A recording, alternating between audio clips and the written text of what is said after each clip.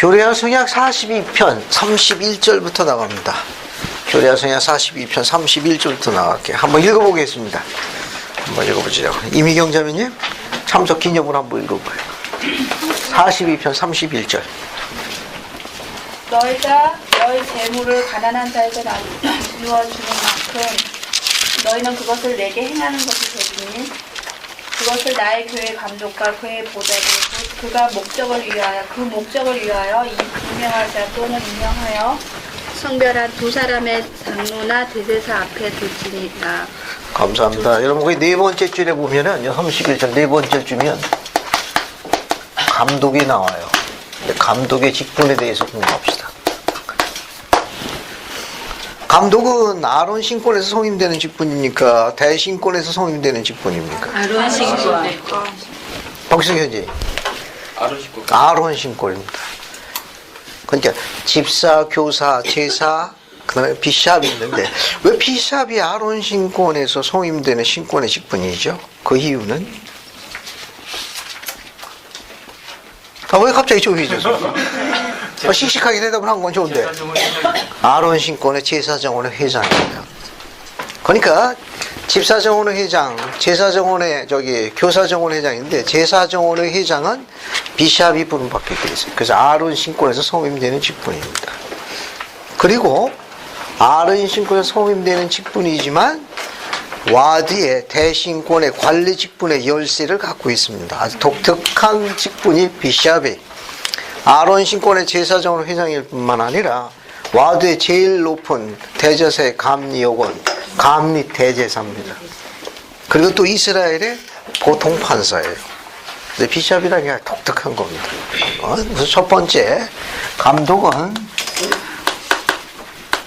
아론 신권에서 성임되는 직분입니다. 성임되는 직분. 감독이라는 용어가 계시에 어디에 제일 먼저 언급되어 있는가 하면 20편 67절에 있는데 우선 경전 안내서 8쪽을 보세요. 경전 안내서 8쪽을 먼저 봅시다.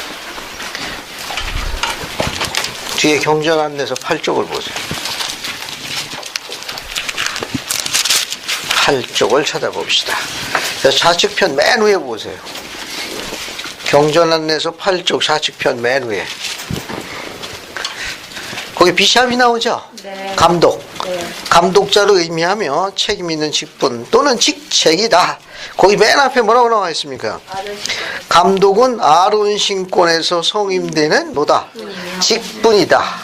그래서 20편 67절에는 감독이라는 직분에 관한 용어가 먼저 언급이 되어 있고 이게 왜 아론 신권에서 성임되는 직분이냐?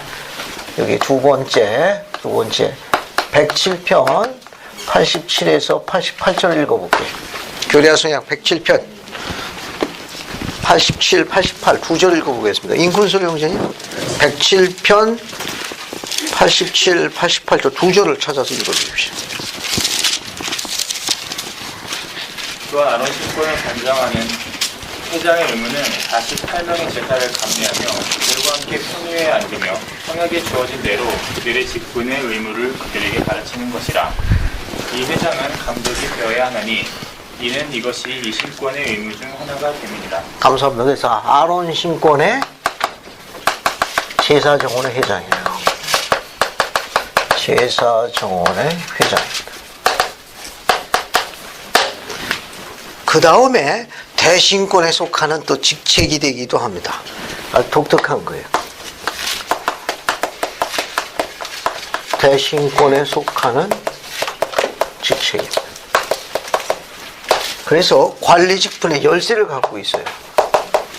관리 직분의 열쇠를 갖고 있습니다.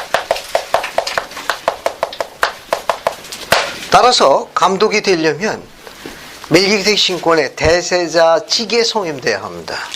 그 대제사직에 성임돼 가지고 감독에 성임된 다음에 와드의 가장 높은 대신권의 우두머리인 감리 대제사로 성별돼요. 그래서 관리 직분의 키를 갖고 있습니다. 그래서 감리 대제사로 성별돼요. 제일 높은 대신권의 또 우두머리이자 제사정원의 회장이에요. 프레자이딩 하이프리스트라고 그래요. 아주 고귀한 직분입니다. 교례야송이야 84편 29절 한번 볼까요? 교례야송이야 84편 29절 84편 29절 한번 보죠. 84편 29절 거기 뭐라고 되어 있습니까? 장로와 감독의 직분은 대식권에 속하는 필요 불균한 부속 직분이니라. 그죠? 아론 신권에 소임되는 직분임에도 불구하고 또 대신권에 속하는 직분이에요. 그래서 와드의 감리 대제사로서 와드의 관리 직분의 키를 갖고 있습니다. 그 다음에 교례야송약 107편 72, 74절에 보면 72, 74절 보면 이스라엘의 보통 판사입니다. 이스라엘의 보통 판사예요. 보통 판사. 예, 그렇게 알아두시면 질문 안 합니다. 질문 안 해요. 자, 그 다음에 이제 42편 40절로 다시 넘어갑시다. 42편 40절부터 41절 같이 읽어볼게요. 42편 40절, 41절 두 개를 같이 읽어보겠습니다. 재밌는 성구예요. 재밌는 성구입니다. 그래서 저희 현자매님 42편 40절부터 41절 두 절 한번 읽어보세요. 그리고 또 너는 내 마음에 교만하지 말지니 내 모든 옷은 검소하게 하며 그 아름다움은 내 자신의 손으로 일한 아름다움이 되게 하라. 그리고 모든 것을 내 앞에서 정결한 가운데 행할지니라. 감사합니다.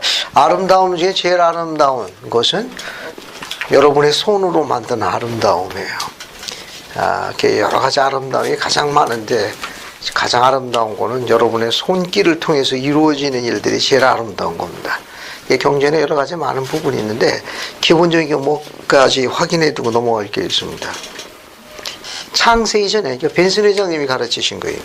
창세 이전에 하나님의 딸들이 지상에 오기 전에 천국 평위에서 성임된 세 가지 본분이 있습니다. 성구 보면 이제 내 자신의 아름다움이 있는데 아름다움으로 가꾸라고 했어요. 그러면 창세 이전 천국 평위에서 여성들에게 성임하신 세 가지 본분이 있어요. 본분. 세 가지가 뭡니까? 첫 번째, 동반자가 되는 거. 동반자. 첫 번째, 동반자가 되는 거. 동반자가 되는 거. 두 번째, 뭐에 갖고 왔습니까? 목권을 갖고 옵니다. 목권을 모성으로 같이 봐도 돼요. 이거는 모성. 목권에 가는 거, 이건 마더후드라고 합니다. 마더후드. 그러니까 세 번째가 뭐예요? 가사입니다. 가사. 홈메이킹. 이 세 가지는 벤슨 회장님이 여성이 세상에 오기 전 엘로힘께서 창세 이전에 여인들에게 성임하신 세 가지 직분, 본분이에요. 그러니까 여러분 유인물 42-9를 보세요. 유인물 42-9. 42-9를 봅시다. 봤습니까? 네. 거기 보면 컴패니언십이라고 나오죠? 네. 이게 동반자가 되는 거예요. 마더후드, 목권, 혹은 모성이라고 하는 겁니다. 그럼 또 뭐가 있습니까? 홈메이킹. 가사라고 하는데, 가사. 됐죠?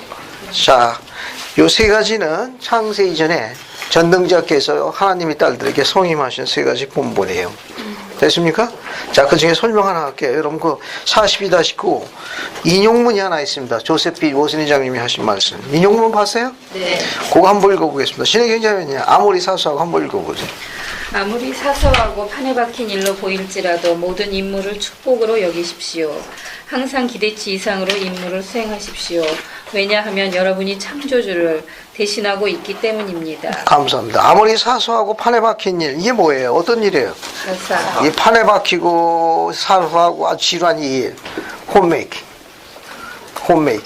아무리 사소하고 판에 박혀서 지루하게 보일지라도 그 가사 임무를 뭘로 여기라는 겁니까? 축복으로 여기라는 거예요. 그럼 어떻게 임무를 수행하라는 겁니까? 항상 기대치 이상으로 임무를 수행하라는 거예요. 왜냐하면 여러분이 어느 분을 대신하고 있기 때문에 창조주, 주님을 대신하고 있기 때문에 그렇습니다. 그래서 메이킹하는 거예요. 홈을 메이킹하는 거예요. 홈을 뭘로 메이킹하는 겁니까? 그 가정을 가꾼 그런 거거든. 그 가사라는 뜻. 홈을 뭘로 만드는 거예요? 천국으로 그렇죠. 천국으로. 어떤 천국으로? 스트레스의 천국으로? 엄마 음성만 안 들으면 살 것 같다는 자녀들이 많이 있어요. 그렇게 하면 안 되고, 그게 홈을 천국으로 만들려면 인내, 오래 참음, 또 배려함, 용기, 희망, 사랑, 오래 참음, 견딤, 배려함, 포옹해줌, 이런 거 아름다운 것들이 많이 있어요. 그런 걸로 메이킹하라고 합니다. 메이킹하라. 하나님 딸들이 엄청 중요한 분들이에요. 왜? 그걸 통해 가지고 남편과 자녀들이 창조주의 손길을 느낄 때 허락하신 대리인이, 에이전트가 바로 여러분들입니다. 너무 중요한 사람들이에요. 여러분 말 안 하고 짜증내 못해요. 남편이 서편으로 갔다 동편으로 갔다 왔다 갔다 한다고. 어디 붙어 있을 데가 없어요. 자, 됐죠? 여러분 남편 많이 사랑해 주세요. 불쌍한 사람들이. 너무 엄청 불쌍한 사람들이라고. 자, 42편 42절로 갑시다. 42편 42절을 그 유인물에 42-10이라고 있어요. 교리학성에 42편 40절을 옮겨 적는다. 유인물에 옮겨 적어봐요. 옮겨 적어보세요. 42편 42절을 옮겨 적어봅시다.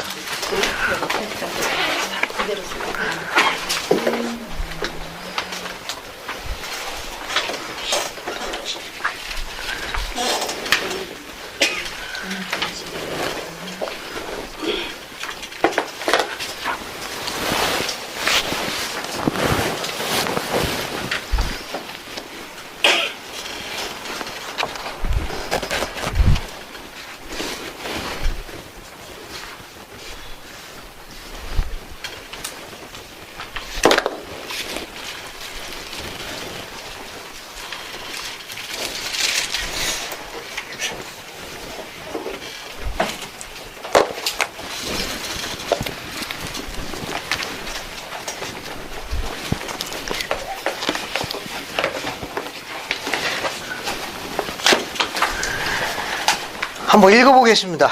한번 읽어볼게요. 그래가지고 누가 있느냐? 이영희 자매님 42편 42절 한번 읽어주십시오. 한번 읽어보세요. 경전을. 너는 게으르지 말라. 이는 게으른 자는 일꾼의 밥을 먹지도 말고 옷을 입지도 말아야 할 것이니라. 감사합니다. 여러분 주님께서 게으른 자를 기억하시겠다는 선고가 어디 나오죠? 이렇게 게으른 자를 기억하시겠다고 그랬는데 계시로 주어져 있습니다. 이 게으른 자를 주님이 또 기억해 주시겠다네. 감사하게도. 아주 약간 송구스럽긴 한데 또 기억을 해 주시겠답니다. 계시로 어디 나와 있습니까? 68편. 그렇죠. 68편 30절 보세요. 그래서 이 중경자는 한번 읽어주십시오. 68편 30절. 그리고 시온의 주민은 또한 일하도록 지명을 받은 만큼 충실함을 다하여 자신이 맡은 일을 기억하여야 합니다. 이는 게으른 자는 주 앞에 기억될 것입니다. 감사합니다. 그 68편 30절에는 누구를 기억하시겠다고 그랬어요. 충실한 자도 기억해 주시고 또 게으른 자도 기억해 주시겠다니까. 게으르신 분도 조금 송구스럽죠. 기억까지 다 해주신다니까. 잠언의 저자는 게으름에 첨단을 걷는 분을 추천하셨습니다. 한번 살펴볼게요. 그 정도인데 막 게으르다. 근데 그런 분들을 기억해 주신다고 그러니까 잠언 19장 24절을 한번 읽어보겠습니다. 잠언. 그래서 한번 읽어볼게요. 정예원 자매님. 잠언 19장 24절 찾아가지고 한번 읽어보세요. 19장 24절. 게으른 자는 자기의 입으로 감사합니다. 한번 읽어볼게요. 야, 이 정도는 돼야 주님이 기억해 주시는 거예요. 게으른 자는 그 손을 그릇에 넣고도 입으로 들어올리기를 괴로워하느니라. 이 정도는 돼야 좀 게으르다고 이야기할 수 있죠. 참고로 한번 알아두시면 도움이 될 거예요. 그 다음에 여러분 어딜 보시는가 하면은 43절하고 47절을 같이 공부하겠습니다. 43절하고 교리하서야 43절하고 48절로 이 두 절을 같이 볼게요. 병고침의 은사에 관한 거예요. 병고침의 은사에 관한 겁니다. 이것도 한번 읽어볼게요. 김민정 자매, 민정이가 43, 48 두 절을 다 한번 읽어봐요. 또 너희 중에 누구든지 병이 들었는데 고침을 받을 신앙은 없으나 믿기는 하거든 약초와 부드러운 음식으로 따뜻이 요양받게 할 것이니라. 그러나 그리하되 원수의 손으로는 하지 말지니라. 그리고 또 이렇게 되리니 나를 믿어 병고침을 받으리라는 신앙이 있고 죽기로 정해져 있지 아니한 자는 병고침을 받으리라. 감사합니다. 이건 뭘 의미하는가 하면은 이 두 성구는 우리가 병에 들게 되면은 병고침 은사를 받고 해서 병사 축복을 받죠. 그죠? 네. 그런데 예를 들어 가지고 만약에 예를 들어서 집안에 있는 자녀가 그냥 몸이 펄펄 거려. 굉장히 아픕니다. 그래서 그 아이가 병고침을 받을 수 있도록 그래서 그 아이의 머리 위에 기름 부음과 임봉을 통해서 병고침에 대한 의식을 치렀어요. 즉 병자 축복을 했습니다. 그러고 난 다음에 의료진에 합당한 도움을 받을 수 있도록 병원에 데려가면 안 되죠. 가야 돼요. 왜냐하면은 신앙을 이미 행사했기 때문에 들어가게 되면 약간 죄의식이 들거든. 이거 그러니까 신앙으로 병고침을 받을 수 있도록 펄펄 끓어든 데려가면 안 돼요. 왜냐하면 그것을 신앙을 행사한 거니까 끝까지 신앙을 행사해야 돼. 그렇게 하는 게 맞죠? 아니요. 그렇게 하시면 안 됩니다. 알겠습니까? 병자 축복도 했지만 또 의료진의 손길도 다 도와야 돼요. 그 의료진의 손길을 함께 받아야 된다는 교리적 근거가 성구가 어디에 있습니까? 근데 보통 일반적으로 그렇게 오해할 수가 있거든. 병고침의 은사를 받고 신앙의 축복을 했기 때문에 신앙으로 견뎌야 된다라고 버티는 수도 있을 수 있는데 그게 합당하지 않다는 걸 우리가 갖고 있는 경전에 어디에 근거를 갖고 있습니까? 뭐 생각나는 성구 없어요? 찾아봅시다. 교리하성약 130편 봐요. 교리하성약 130편. 그래서 박준석 형제님이 130편 20절 21절 한번 읽어봐요. 이 세상의 기초가 놓이기 이전에 하늘에서 변경될 수 없게 선포된 율법이 있어 모든 축복은 이에 근거를 두나니 우리가 하나님에게서 어떠한 축복을 얻을 때에는 그것이 근거를 두고 있는 그 율법을 순종하였으므로 얻게 되는 것이니라. 감사합니다. 이 말은 뭐냐 하면은 우리가 할 수 있는 취할 수 있는 모든 조치를 다 취하고 난 다음에 나머지 것은 신성한 하나님의 권세에 의존해라라는 그 성구이. 그러니까 현존하고 있는 의지론의 손길을 가장 지혜롭고 현명하고 합당하게 도움을 받고 그 다음에 디바인 파워 하늘의 신성한 권세에 의존해야 맞습니다. 그게 교회의 공식 가르침이. 대학부 교재의 주의를 살펴봅시다. 85쪽을 봐요. 85쪽. 여기 85쪽 좌측평 두 번째 주의를 보세요. 주의. 여기 보면 병자는 자신의 회복을 촉진시키기 위하여 자신이 할 수 있는 것을 다 해야 함. 찾았어요? 네. 찾았습니까? 자, 그거 한번 잘 보세요. 때때로 교회 원도는 모든 질병을 오로지 신권 축복을 통해서만 다뤄져야 한다고 생각하고 있다. 이것은 처치 뉴스 사설에서 이야기한 것처럼 교회의 공식 교리가 아니다. 남녀노소 누구나 자기 몸을 하나님의 성전으로 보살펴야 한다. 우리 육신은 정말로 하나님의 성전이다. 적절한 휴식과 운동과 균형 잡힌 식사에 관심을 기울여야 한다. 주님 우리가 육신을 좀 더 잘 보살피도록 하기 위해 지혜의 말씀을 주셨다. 우리가 병자를 위해서 기도하고 신권을 통하여 그의 머리에 손을 얹고 축복해야 할 때도 있다. 그러나 신성한 병고침의 권세에 대한 신앙으로 인해서 적절한 의의 혜택을 받는 것을 배제하는 일은 절대로 없어야 한다. 12사도 정원에 원했던 제임스 탈메지 박사가 1910년에 이런 말씀을 했다. 일부 사람들은 우리가 일관성이 없다고 비난한다는 걸 말씀드립니다. 그들은 이렇게 얘기합니다. 만일 여러분의 병고침의 은사를 믿는다면 박사와 의사가 무슨 필요가 있으며 병원을 왜 짓습니까? 그 까닭은 우리는 이것을 알고 있기 때문입니다.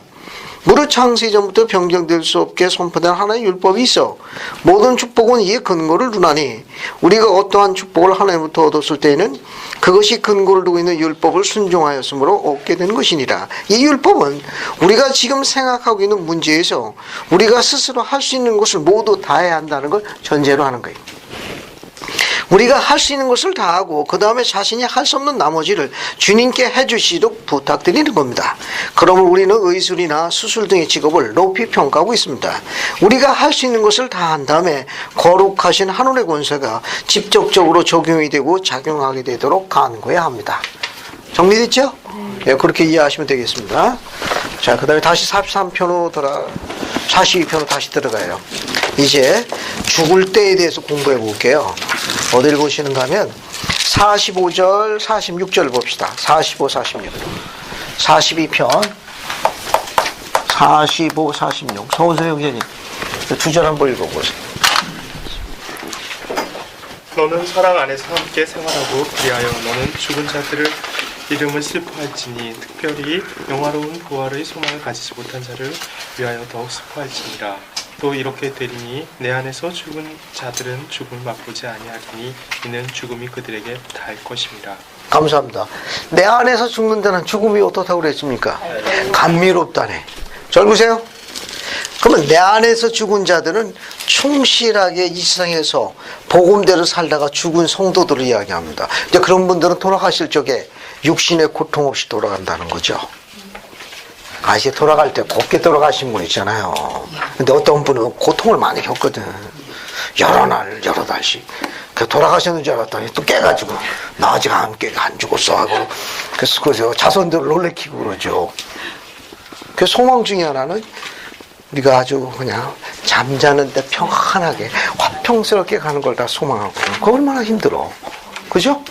그러니까 이 성구는 내 안에서 죽는 자는 죽음이 감미롭다는 것, 육체적인 고통이 없이 주님 면전으로 가는 것이 사는 성구죠. 그러니까 박균수 경제는 예를 들어가지고 그냥 안 죽으려고 그냥 그거 침대를 붙들고 그냥 부들부들 떠는 겁니다. 이게 깼다 그러고. 알겠어요? 그런데 저기 인컨스 형제는 아주 잠자는데 평안하게 싹 가는 겁니다. 예를 들어서 큰 소리니까. 그러면은 큰 소리는 주 안에서 죽었으니까 의인이고 박신수 형제는 안 의인이야. 고통스럽게 죽었거든. 그 자손들이 아유 그냥 곱게 좀 가지 우리 예비는 왜 저럴까? 그 의인이 아니야, 그죠? 어떻게 생각합니까? 여기 내 안에 죽은 자는 감미롭게 죽는다며. 계시는 그렇게 돼 있잖아요. 영적으로 말하는. 네? 그거는 죽는 순간을 이야기하는 게 아니라 죽음에 대한 우리의 상태, 맞이하는 상태를 이야기. 감사합니다. 그 죽는 순간 갖고 이야기하는 거 아니에요. 고통스러울 수 있어. 힘들 수도 있고. 근데 계시를 잘못 해석해가지고 우리 애비는 의인이 아니여. 곱게 못 죽네. 그럼 아무튼 계시를 봅시다. 계시에서 주에 아까 읽었던 거 85쪽 보세요. 85쪽 여기 중간 부분 보세요. 중간 부분 여기 중간 부분 42편 46절 85쪽에 의로운 자는 어떻게 죽음을 맛보지 않냐냐 찾았습니까? 네. 그거 같이 읽어볼게 한번 보세요. 어떤 사람들은 이 구절을 변형의 약속으로 생각할 수도 있으나 조세핀 스미스 회장은 이것을 이렇게 해석했다. 교회 일부 영혼에게 주님 안에서 죽는 자는 죽음을 맛보지 않는다는 말이 우리 번역의 구판 알겠어요? 구판에는 심한 말이었다라고 번역도 있는데 번역이 잘못된 거예요. 이게 번역이 바뀐 게 있습니다. 거기 보면 심한 말이라는 건 이제 구판 번역이고, 이건 hard saying 이렇게 돼 있어요. 이 hard는 심하다는 건 그냥 직역한 거고, 다른 뜻으로 설명하기 힘든 그런 뜻이 있습니다. 설명하기 힘든. 그러니까 주님 안에서 죽는 자가 죽음을 맛보지 않는다는 말은 설명하기가 약간 힘든 뜻이 될 수도 있다. 그런 뜻으로 번역해야 돼요. 너무 직역해서 그래요. 직역을 해가지고. 심한 말은 무슨 심한 말? 뒤에 보세요. 그들은 충실하고 선한 사람들이 죽기 전에 며칠씩 때로는 몇 달씩 고생하는 걸 보았다. 그러나 여기에서 주님이 말씀하시는 것은 그들이 육체의 고통을 받지 아니하리라는 뜻이 아니고 악인이 참여할 영혼의 고뇌와 고통으로부터 자유롭게 되리라는 뜻이다.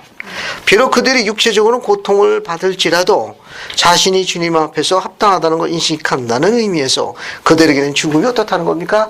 감미롭다는 뜻이다. 그렇게 이해하시면 돼요. 됐습니까? 자, 하나 더. 죽음에 대해서 이야기해요. 우리 죽을 때가 있나요? 네. 우리 수명이 정해져 있냐는 거예요. 네. 어떻게 생각합니까? 그러면 우리는 수명대로 산다고 생각하세요? 아니면 수명을 다 이루지 못하고 죽는 사람이 더 많다고 생각합니까? 제명대로 못 산다고 그러잖아요. 그죠? 그럼 수명이 연장될 수도 있나요? 네. 네? 경전에 있었죠. 경전에는 수명이 연장되신 분도 있습니다. 그럼 뭐 유인물에게 있어요. 유인물 세 번째 장 봐요. 자, 수명을 넓은 경전의 인물들을 공부할게요. 세 번째 장 인용문 보세요. 인용문 세 번째 장. 오늘날 유인물 세 번째 장 인용문 보세요. 봤습니까? 네. 죽을 시간이 정해져 있느냐? 가르침 한번 볼게요. 스펜서 킴볼 회장은 다음과 같이 설명했다. 전도서에 있는 것처럼 나는 확실히 죽을 때가 있다고 믿는다. 그러나 나는 많은 사람들이 부지하고 몸을 함부로 쓰고 유익한 기회를 붙잡고 위험한 일과 사고와 병을 당해 제때 이르지 못하고 그 전에 죽는다. 제명에 못 살고 죽는다. 그런 사람이 더 많다.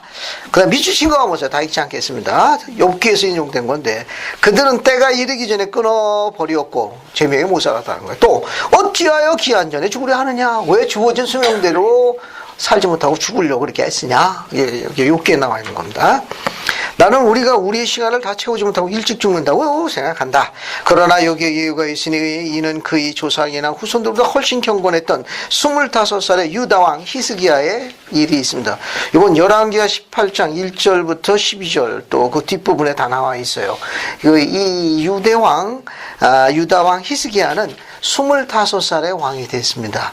그런데 죽을 병에 걸린 게 제위 14년이에요. 39살 때 중병이 걸려가지고 죽을 병에 걸렸어요. 그 기록은 이렇게 나와 있습니다.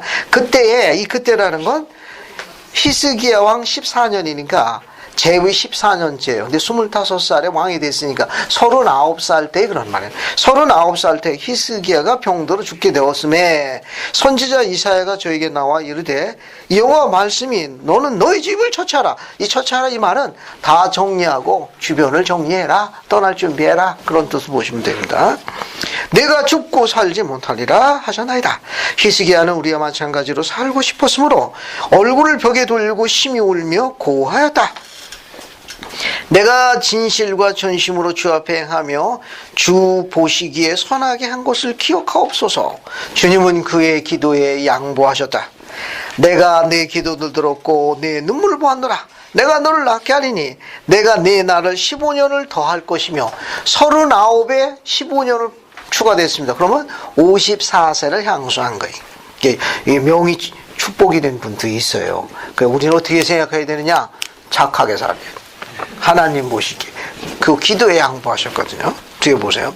이러한 예적 생애 연장의 현대판 사례가 1881년 11월에 일어났다. 나의 숙부인 데이비드 패튼 킴볼 회장님의 숙부예요. 아리조나의 집을 출발하여 솔트리버 사막을 횡단해 여행길에 올랐다. 그는 장소를 정돈하고 빚을 갚고 그의 아내에게 그가 돌아오지 못할 것 같다는 예감을 이야기했다. 그는 사막에서 길을 잃고 이틀 낮 사흘 밤 동안 헤매었으며 말로 표현할 수 없을 만큼 심한 갈증과 고통을 겪었다. 그는 영혼 세계로 갔다. 사막에서 죽은 겁니다. 그는 거기에서 일어났던 일을 1880년 1월 8일 그의 누이에게 보낸 편지에 이렇게 기록했습니다.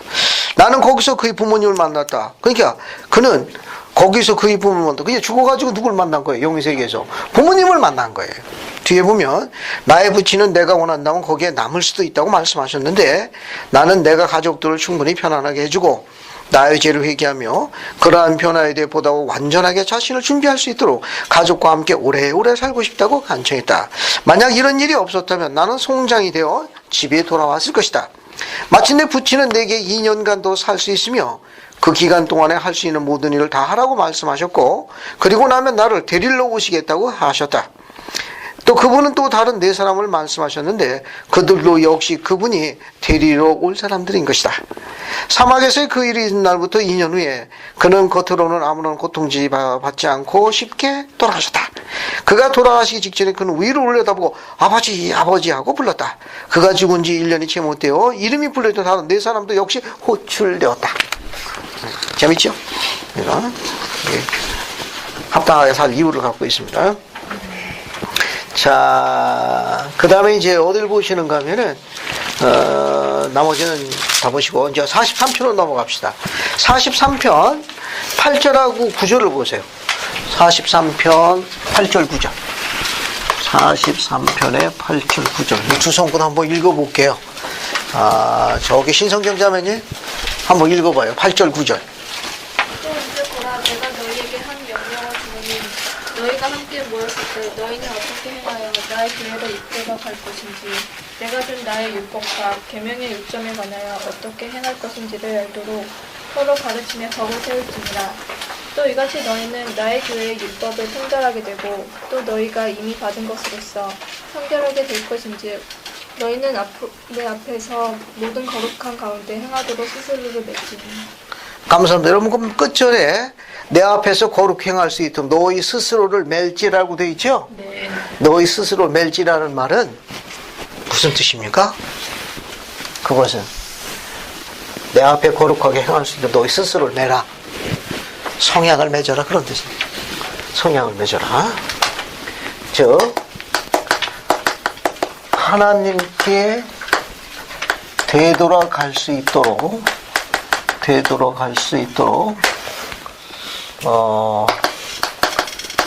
하나님께서 마련하신 2가지 경로가 있어요. 우리가 하나님께 되돌아갈 수 있도록 하나님께서 마련하신 2가지 경로가 있는데 그 중에 하나가 성약을 맺는 거예요. 그 중에 하나가 성약을 맺는 거예요. 성약을 맺는다. 다른 하나는 뭡니까? 의식을 받는 거예요. 의식을 받는 거예요. 하나님께 되돌아갈 수 있도록 하나님께서 마련하신 경로가 2가지가 있습니다. 하나는 성약을 맺는 거고 다른 하나는 의식을 받는 거예요. 됐습니까? 네. 자, 여러분 유인물에 몇 가지 용어를 정리해 놨으니까 용어 공부 좀 하고 넘어갈게요.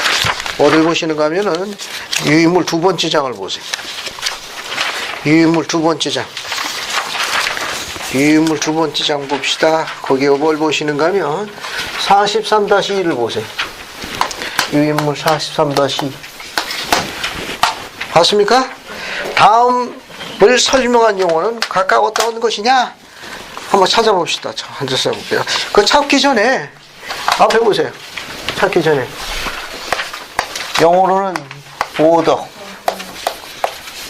오데이, 그 다음에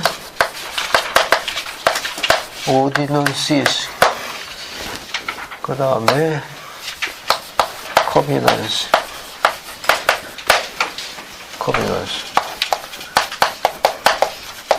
setting apart.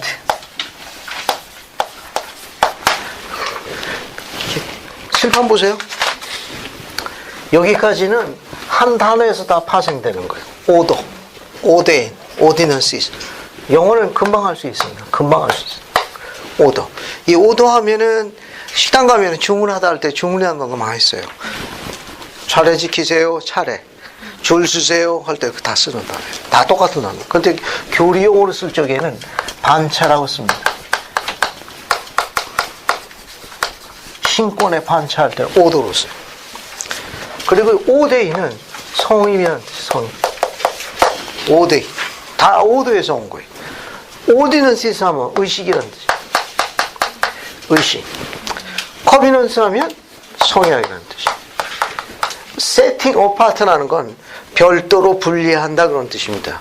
별도로 분리해서 세팅한다 그런 말이에요. 세팅 어파트.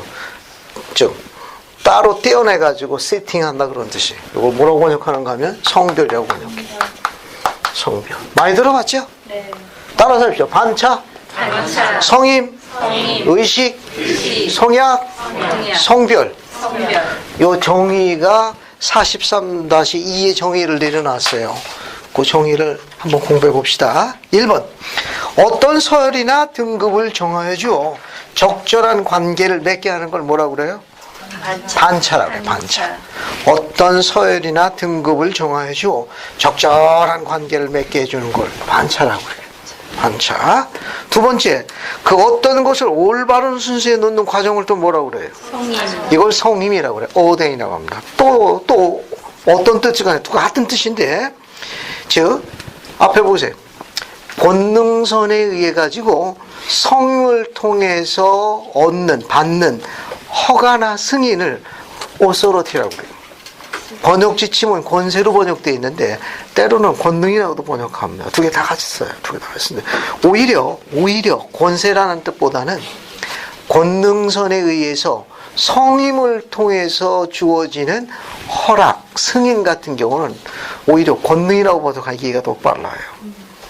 세력, 힘, 능력할 경우에는 그게 오히려 권세 뜻에 가깝고 이건. 하지만 여기는 그런 의미에서 오소리티를 지금 권능이라고 지금 적어놨습니다. 번역 지침은 권세라고도 번역해요. 즉 권능선에 의해 가지고 뭘 통해서 성임을 통해서 주어지는 승인, 허락을 오소리티라고 그래요. 그때 권능이 생기는 거예요. 그때 권능을 갖는다고 그래요. 요거는 또는 직분에 지명하거나 부여하는 것도 성임이라고 그래요. 어떤 오소리티라든지 직분에 지명하거나 부여하는 것 역시 성임이라고 정의합니다. 그 다음에 거룩한 목적으로의 선택, 부름에 임명되는 거 이거 세팅 어파트라고 해가지고 성별이라고 하는 거예요. 성별. 됐습니까? 그러니까 부름에 임명되는 거 거룩한 목적을 위해 가지고 택함을 받아 부름에 임명되는 걸 성별된다고 그래요. 성별된다고. 그러나 어떤 권능이라든지 어떤 직책의 지명을 받아가지고 거기에 부여되는 권능은 전부 성임이라고 그래요. 성을 통해서 오는 거예요. 신권을 성임한다고. 그렇죠. 여건할 때는 세팅 오파트라고 그러는 거예요. 그러니까 예를 들어가지고 아론 신권의 교사직에 성임하며 그대를 언어워드 와르드의 교사정으로 회장으로 성별하노라. 이렇게 사용하는 거예요. 5번 하나님과의 관계를 보다 분명하고 명확하게 정립하는 단계를 뭐라고 그래요? 의식이라고 그래요. 하나님과의 관계를 보다 분명하고 명확하게 정립하는 단계를 의식, 오디넌시스라고 합니다. 즉, 그 다음에 신께 되돌아갈 수 있도록 신의 성품을 쌓도록 마련된 수단을 뭐라고 그러는가 하면 커비넌스. 성약이라고 해요. 성약. 됐습니까? 네. 예, 이게 대략 이해하셨죠? 이거 요즘 까다로우니까 포스트잇에 적든지 해가지고 딱 붙여놓으세요. 그러면 한꺼번에 이게 여러분 찾아가지고 단어 정리하는 게 쉽지 않을 거예요. 여기 적어놨으니까 요 포스트잇에 적어가지고 딱 붙여놓으면 반차, 또 성임, 성별, 그 다음에 이제 저기 나와 있는 대로 뭐 성향 이런 정의를 쉽게 이제 언급할 수 있습니다. 자, 그러면 여기 보세요. 공부할 게 또 있어요. 공부할 게. 성약은 어떻게 정의를 내린다고 그랬죠? 앞에 보세요. 여러분. 금방 지금 공부를 했는데 성약은 어떻게 정의한다고 그랬죠? 우리가 누구한테 되돌아가는 겁니까? 신께 되돌아갈 수 있도록 뭘 쌓는 거예요? 신의 성품을 쌓도록 마련된 수단이 성약이에요. 이게 성약을 맺어야 신을 닮아가는 거예요. 아시겠습니까? 성약을 안 맺으면 신의 과정에 못 들어가. 신이 되는 그 입문 코스가 있는데 그 코스가 바로 뭐냐? 성약을 맺는 거예요. 성약을 맺으면 중요한 게 있습니다. 성약의 요소가 있어요. 성약의 요소가 있는데 이 성약은 신의 성품을 쌓게 해주는 거예요. 그러니까 신의 성품을 쌓기 위해 가지고 성약을 맺으면 성약의 필수 요소로다가 시련이 계획되어 있습니다. 또 고난이라고. 시련과 고난은 성약의 필수 요소예요. 시련과 고난을 통해 가지고 우리가 배우는 게 많습니다. 지난번 교리학서의 31편 공부할 적에 복음 안에서 굳게 서는 5가지 요소가 있다고 그랬죠. 그중에 첫 번째가 뭐예요? 고난 중에 인내하라는 거. 그러니까 시련이나 고난을 통해서 뭘 배우는 거예요? 신의 성품 중에 하나예요. 인내를 배우는 거예요. 인내를. 안 그러면 그 인내를 못 배우는 거예요. 그러니까 중요한 건 뭐냐면은 성약의 필수 중에 하나는 시련, 고난입니다. 이걸 통해 가지고 어떤 성품을 배우냐? 신의 성품, 인내를 배우는 거예요. 됐죠? 그리고 시련, 고난은 하나님의 지혜예요. 하나님의 지혜입니다. 그분의 지혜예요. 예. 그게 시련이나 고난은 성약의 필수 요소뿐만 아니라 하나님의 지혜입니다. 하나님의 지혜예요. 그 말은 뭐냐면 이걸 통해 가지고 더 큰 축복을 받게 되어 있습니다. 이걸 통해 가지고 훨씬 더 단련돼요. 하나님 지혜라는 건 뭐냐면 이런 시련이나 고난을 통해 가지고 훨씬 더 우리가 겸손해집니다. 연약하지만 훨씬 강하게 돼요. 훨씬 부드러워집니다. 시련이나 역경은 하나님의 필수 요소여서 인내를 배우기도 하고 시련과 역경을 통해 우리가 어떻게 되느냐? 굉장히 넉넉해집니다. 아주 부드러워져. 왜? 주님께서 뭐 하시는 겁니까? 반죽하시는 거예요. 알겠어요? 우리 늦둥이는 갈군다고 그러지 또. 이게 주물러 터뜨린다고 그러고. 이게 뭐냐? 부드럽게 되는 거예요. 아주. 시련을 통해 가지고 성숙해집니다. 그런 게 없으면 발전할 수 없어요. 그리고 또 하나는 또 뭐가 있는가 하면은 이 시련과 고난은 하나님의 섭리예요. 하나님의 섭리. 이 섭리라는 말은 다스린다는 뜻이 다스린다 그런 거예요. 하나님의 섭리. 즉 하나님의 증인으로 분류된 사람들입니다. 우린 그 이유나 정확하게 잘 몰라요. 하지만 하나님의 영광을 위해서 그분의 증인으로 세워진 분들은 이렇게 하나님의 섭리에 따라 시련과 고난이 축복의 일환으로 주어지는 사람이 있을 수 있다는 거. 우리 현재는 정확한 이유 아직 잘 모릅니다. 하지만 그것이 어떤 장애도 될 수 있고 뭐 기타 어떤 장애뿐만 아니라 어떤 다른 이유가 될 수도 있습니다. 근데 그런 것 같은 것은 하나님의 섭리에 따라 즉 하나님의 계획의 증인으로 분류된 사람들이 하나님의 계획의 증인으로 부름받은 사람들입니다. 이런 사람들은 그런 시련과 역경을 축복으로 받는 사람들이 있어요. 그렇게 이야기할 수 있고 그 다음에 또 재밌는 게 뭐가 있는가 하면은 여기 의식이 있죠. 이 의식은 하나님과 보다 분명하고 명확한 관계를 정립해 주는 거예요. 의식을 받으면 나의 하나님이 되고 나의 아들과 딸이 되는 이 관계가 확실하게 되는 거예요. 이 의식을 받으면 중요한 약속입니다. 즉 천군의 무리의 수행을 받습니다. 하늘에 있는 천사들의 수종을 받게 되어 있도록 허락하셨습니다. 의식을 받으면 그 의식의 근거를 두고 있는 하늘의 천사들의 수종을 받도록 허락하셨어요. 그 재미있는 계시가 우리한테 주어져 있습니다. 42편, 교리학서약 84편, 교리학서약 84편 보세요. 이 계시는 여기에 나와 있습니다. 교리학서약 84편 42절부터 44절까지 있는데 42절부터 44절까지 봐요. 하늘에 있는 천군의 무리에 천사들의 무리입니다. 천군의 무리니까 천사들의 무리의 수행을 받습니다. 84편 42절부터 44절까지 계시로 주어져 있습니다. 이 내용도 한번 읽어보죠. 내용 좋으니까 쭉 뒤로 가가지고 이혜성 형제님 한번 읽어봐요. 84편 42절부터 44절까지 다 읽어봐요.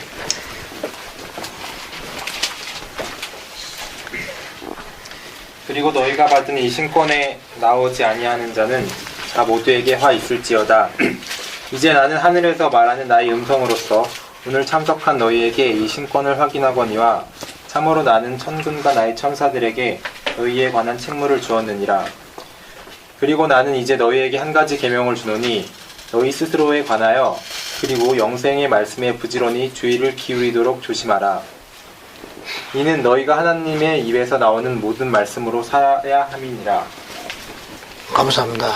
여러분 그 42절 맨 끝줄을 보세요. 42절 맨 끝줄. 맨 끝줄에 보면 밑에 두 번째 줄.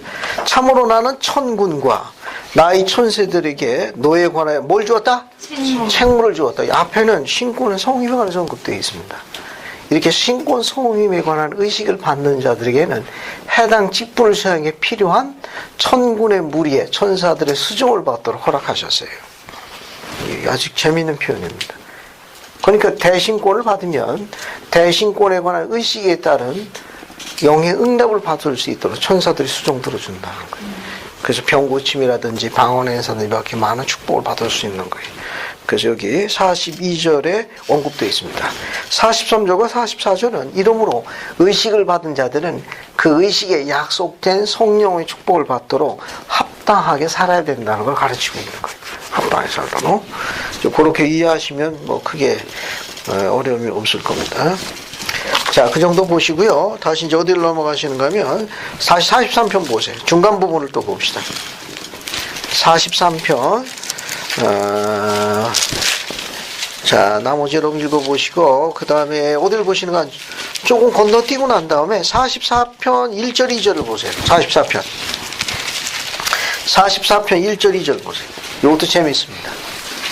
44편 1절과 2절을 먼저 공부하고, 이것도 한번 읽어. 박경민 형제님 한번 읽어봐요. 44편 1절 2절. 너희 나의 성도에게 이르는 것이니 나의 교회의 장로들을 한시로나 다른 방법으로 동에서와 서에서 그리고 북에서와 남에서 불러 모이게 함이 내게 필요하다. 그리고 이렇게 되리니 그들이 충실하고 나를 믿는 신앙을 행사하는 만큼 나는 그들이 함께 모이는 그날에 그들 위에 나의 영을 부어주리라. 감사합니다. 이건 아주 많이 인용되는 성구 중에 하나인데, 여기 보세요. 거기 보면 나의 교회의 장로들은 편지로나 다른 방법으로 동에서와 서에서 그리고 북에서와 남에서 불러 모이게 함이 내게 필요하다.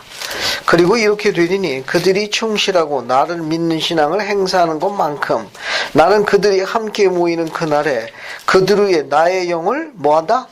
부어줄 것이라. 예를 들어가지고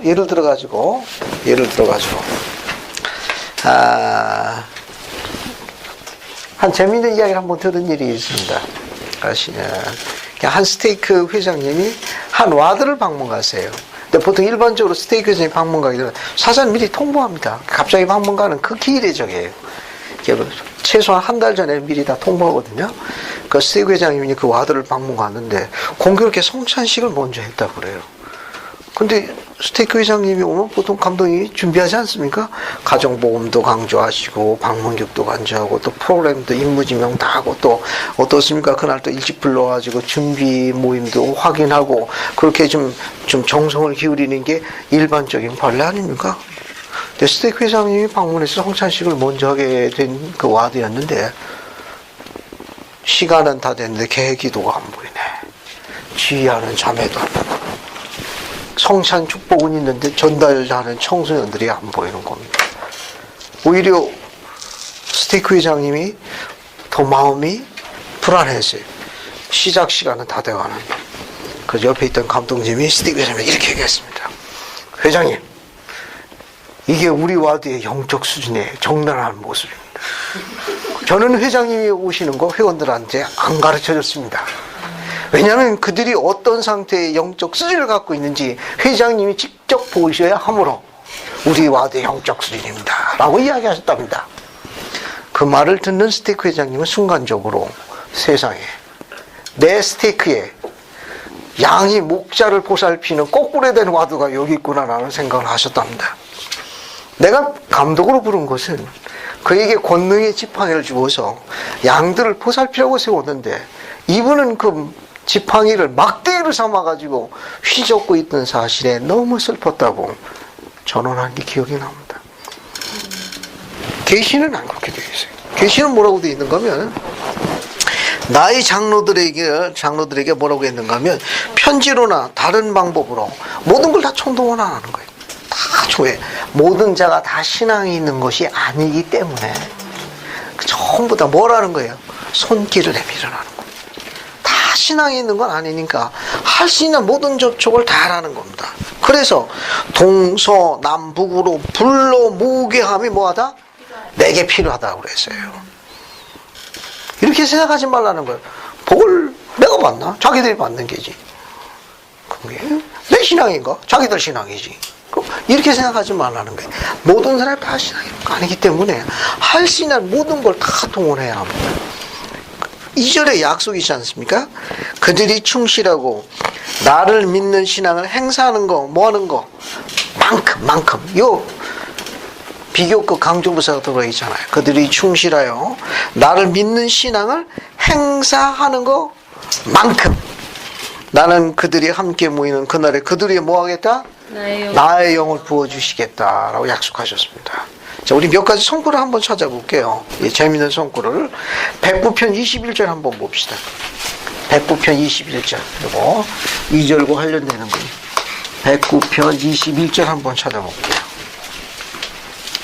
백구편 21절 한번 읽어봅시다. 최상미 자매님 백구편 21절 한번 읽어볼까요? 범법할 때에는 그 어느 누구든지 그들을 속히 회개하여 당신께 돌아와서 당신 눈에 은혜를 입어 당신의 집에서 당신을 경외할 자 위에 부어주시기로 당신께서 정하신 여러 축복을 다시 누리게 하시옵소서. 감사합니다. 여러분 세 번째 줄부터 보세요. 당신의 눈에 은혜를 입어. 그죠? 당신의 눈에 은혜를 입어 당신의 집에서 당신을 경외할 자 위에 부어주시기로 당신께서 정하신 여러 축복을 다시 누리게 하시옵소서. 커틀랜드 성전 헌납 기도원 중에 일부입니다. 이 아름다운 약속은 이런 거예요. 앞에 보세요. 파우스 회장님 뭐라고 했는가 하면은 학생들 같은 경우는 중간고사, 취업, 인턴으로 지금 얼마나 바쁩니까? 그러니까 직장 생활하면 어때요? 회사에서 얼마나 지치고 스트레스 받고 힘들어요. 그죠?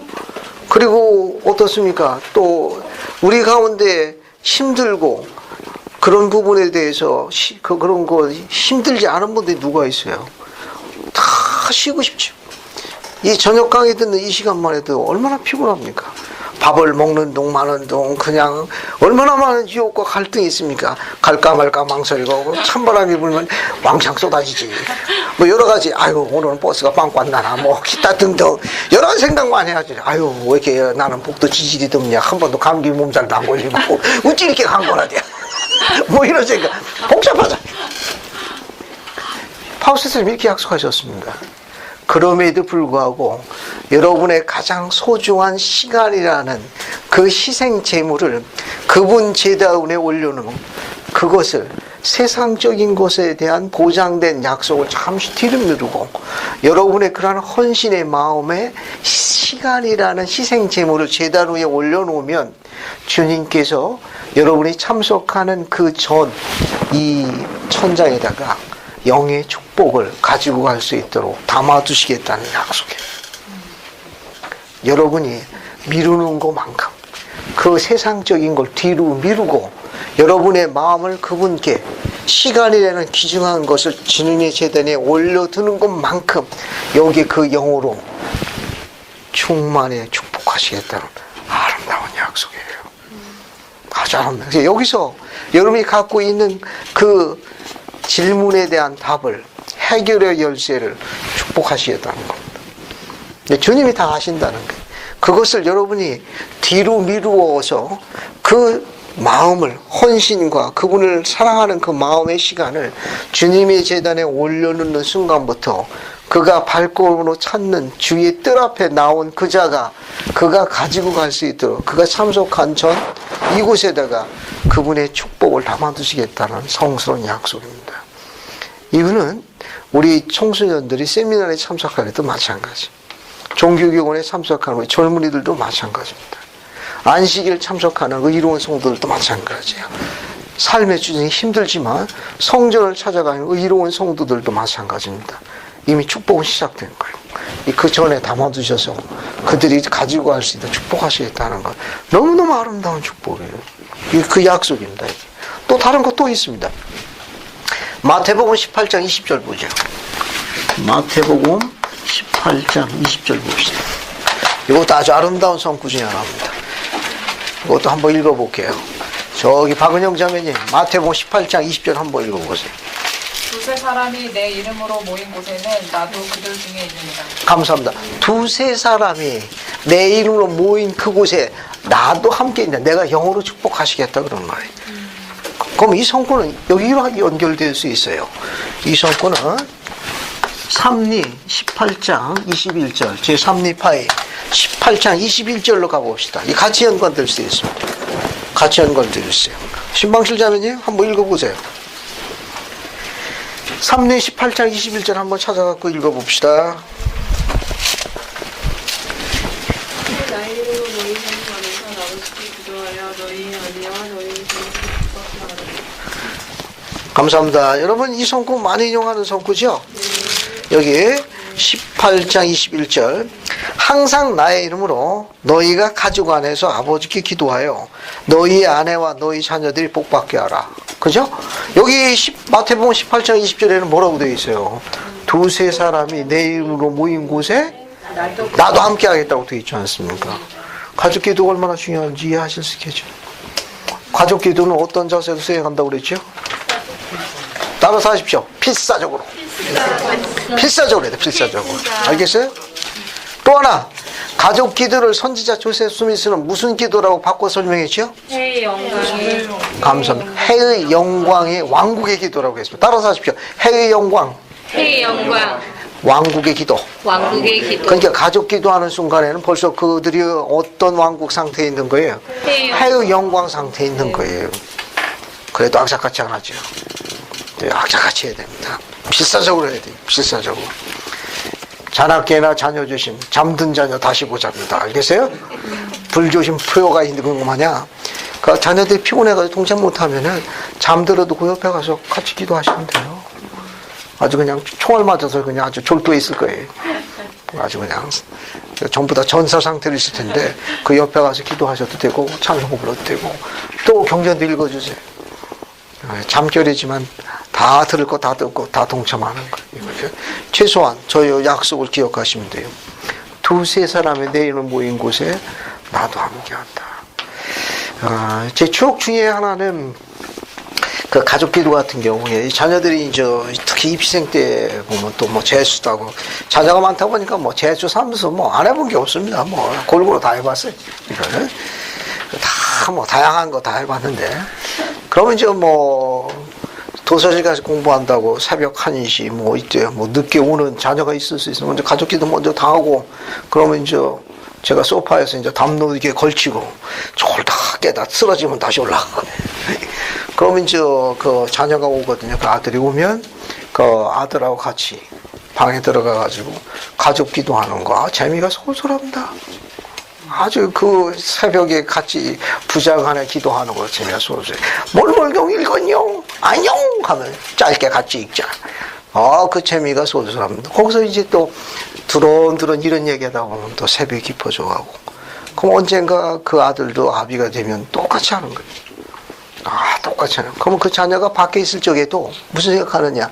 집으로 돌아가야 된다는 건 기본인데 왜? 아비가 기다리든지 오미가 기다리는가 다른 데 간다는 건 상상하기도 힘듭니다. 그 아비나 오미가 담요 뒤집어쓰고 또 고꾸라서 딱 올라가고 계속하고 있거든. 안 들어가면 계속 그러고 있는 거예요. 계속 그러고. 이해하시겠습니까? 이 가족끼리 이렇게 아름다운 거예요. 너무너무 아름다운 겁니다. 이쪽 약속은 저렇게 되어 있어요. 몰몬경 시대에 축복을 받은 사람들이 있습니다. 그분들이 어떻게 축복을 받았는지 우리 한번 찾아볼게요. 엘마서 1장으로 갑시다. 엘마서 1장 한번 보세요. 23절부터 한번 읽어보겠습니다. 엘마서 1장 23절부터 보세요. 엘마서 1장 23절부터. 봤습니까? 자, 23절부터 시작해가지고요. 어디까지 읽는가 하면은, 우선 26절까지 한번 읽어보겠습니다. 점쟁이 감독님, 한번 읽어주십시오. 23절부터 26절까지. 약간 깁니다. 이제 이 일이 엘마의 치세 제2년에 있었고, 그 일은 교회에 많은 고난의 원인이 되었나니, 참으로 그 일은 교회에 있어 많은 시험의 원인이 되었더라. 이는 많은 자들의 마음이 완악하여지고 그들의 이름이 지워져 그들이 더 이상 하나님의 백성 가운데 기억되지 못하였음이라. 또한 많은 자들이 스스로 그들 중에서 물러갔더라. 이제 이 일이 신앙 안에 굳게 선 자들에게는 큰 시험이었으나 그럼에도 불구하고 그들은 확고부동하게 하나님의 계명을 지켰으며 그들 위에 임하는 핍박을 인내로서 견디었더라. 또 제사들이 백성들에게 하나님의 말씀을 나누고자 저들의 일을 떠나면 백성들도 하나님의 말씀을 듣고자 그들의 일을 떠났으며 제사가 그들에게 하나님의 말씀을 나누고 나면 그들 모두가 부지런히 그들의 일에 다시 돌아갔으니 제사가 스스로 그 듣는 자들보다 위에 있다고 여기지 아니한 것은 전파하는 자가 듣는 자보다 나을 것이 없고 가르치는 자가 배우는 자보다 더 낫지 아니함이라. 이같이 그들이 모두 동등하였고 그들이 다 일하되 각 사람이 그 힘대로 일하였더라. 감사합니다. 자, 여기 보게 되면은 뭐가 나와 있는가 하면은 24절 맨 끝에 두 번째 줄 보세요. 밑에서 세 번째 줄은 많은 자들이 스스로 그들 중에 물러갔더라. 교회원 중에 많은 자들이 교회를 떠났어요. 이 떠난 게 뭐가 되었느냐? 23절에 교회에 많은 고난의 원인이 되었고 시험의 원인이 되었습니다. 왜 이들이 교회를 떠났습니까? 왜 이렇게 많은 자들이 교회를 스스로 떠나갔어요? 예? 왜 이렇게 스스로 교회를 떠나간 자들이 이렇게 많아가지고 교회에 많은 고난이 되었고 많은 교회 시험의 원인이 되었습니다. 그러니까 남아있는 자들도 많이 흔들렸던 거 워낙 많이 떠나가니까. 왜 이렇게 스스로 떠난 자들이 많았습니까? 많은 자들의 마음이 26절은요?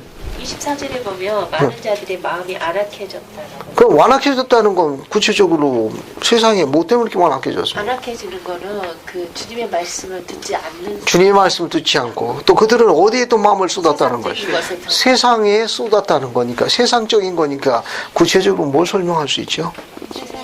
세상의 재물. 아, 돈 싫다는 사람 어디 있어요? 그렇죠? 박준수 형제는 또 싫어할지도 모르지. 아니야. 아니라. 아니라. 아주 그냥 단호하게 얘기해서 아니요. 이게 정상적인 거예요. 지극히 정상적입니다. 그런데 여기 보면 많은 회원들이 세상의 재물과 부를 쫓아가지고 떠나갔는데 남아있는 회원들한테 큰 시험의 원인이 됐습니다. 나는 이렇게 너무 이렇게 멍청하게 있는 건 아니냐. 답답한 거야. 아, 누구는 한식이라도 저렇게 열심히 뛰어가지고 창구가 차고 넘치는데 나는 떼거리듯이 힘들어 죽겠네. 맨날 마이너스 통장에 아주 영 힘을 못 쓰고 있거든. 이게 시험의 원인이 된 거예요. 그런 것보다는 그냥 복음대로 열심히 사는데 그렇죠. 그 이렇게 큰 변화가 없는 거 있잖아요. 그러니까 어떤 분이 그 이야기를 하더라고요.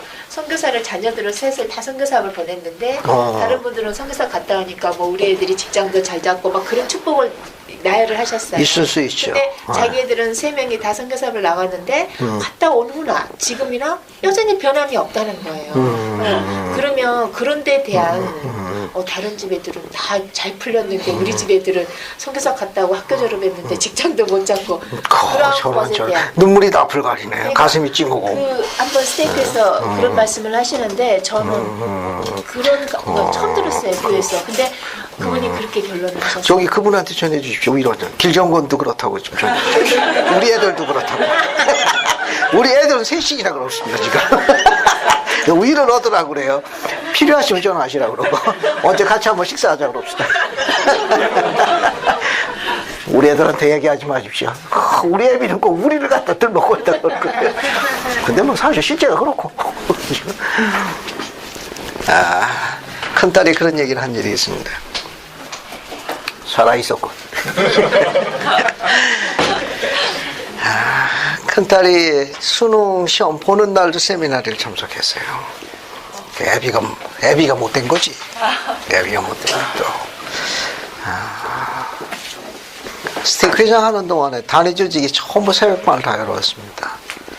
심지어는 새벽반을 안 하려면 카드 가지고 다른 스테이크로 가라고 할 정도로 꼭 그렇게 얘기 안 해도 그런 뉘앙스를 많이 풍겼죠. 근데 하루는 아내가 이야기를 했어요. 당신이 그런 얘기 좀 안 했으면 좋겠다. 어느 분이 그러더라. 길부장 애들 학교를 어디가나 한번 두고 보자고. 근데 애들이 실적을 못 내네. 실적을 냈으면 가속화를 열었을 텐데. 그게 뜻대로 안 되는 겨, 이게. 그래서 딸이 초등학교 6학년 때부터, 큰아들 6학년 때부터, 작은아들 6학년 때부터 새벽반에 끌려다니는 저한테도 불쌍한 애들이 애비를 잘 만나야 돼. 이렇게 끌려다녔습니다. 7년을 끌려다니고 수능 시험 아침에도 가가지고 세미나리하고 시험 보러 가야 되니까 진하게 어려움을 많이 겪었습니다. 가슴이 많이 아픔을 갖고 있는 자녀들이에요. 한 애도 안 그리고 한 아이만 그런 게 아니고 여러 아이가 한 해만 그런 게 아니라 여러 해 동안에 물줄기가 잘못 잡히니까 계속 마음고생을 많이 했습니다. 하루는 딸아이 방에 들어갔더니 책상 위에서 자고 있는 줄 알았더니 울고 있는 거죠. 애비가 무뎌가지고 이런 걸 참 센스 있게 봐야 되는데 지금 늘 청문회에 올라갑니다. 지금 나이가 이 정도 되니까 애들이 발언권이 세가지고 지금 아무 소리 못하겠네. 이제 딸아이한테 갔더니 딸아이가 그래요. 아빠가 시키는 대로 다 했는데 아빠를 기쁘게 해주게 해가지고 왜 하나님은 그렇지 않은 아이들을 축복하시고 왜 내 기도는 응답하시는 안 하시는 이유가 뭐냐? 그 이야기 하는데 할 말이 별로 없었습니다.